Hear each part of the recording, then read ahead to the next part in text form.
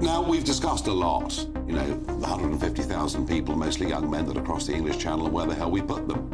And, of course, hotels cause one hell of a row until they're put into houses of multiple occupancy. This one's a slightly different story, but also, I think, concerning for the residents just outside Hull of a relatively small village. Some new builds have been put up.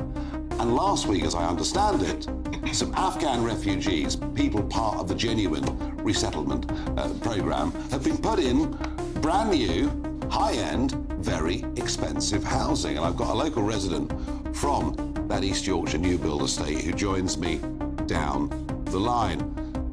So I understand that it was this time last week that these Afghans were moved in.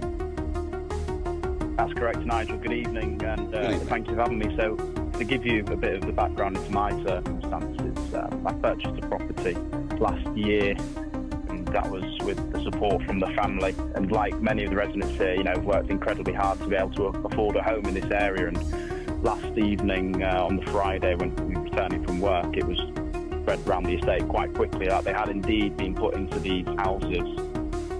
About just under 20 of them had come directly off the coach with their suitcases and housed in them.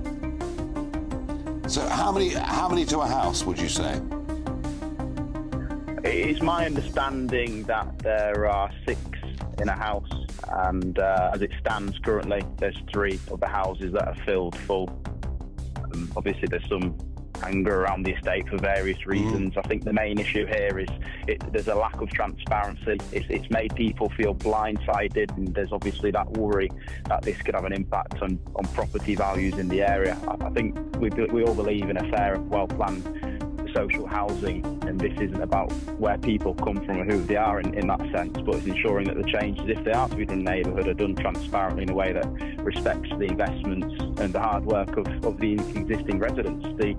The price range of the properties, especially on this estate, it is one of the most affluent, expensive areas within this vicinity of Hull, when you've got houses ranging from 300,000 to, you know, 500,000, and then for somebody to put in at the expense of ourselves, to me, it just doesn't seem a good use of taxpayers' money. No, I think you made a very fair point. Thank you for joining us and sharing that.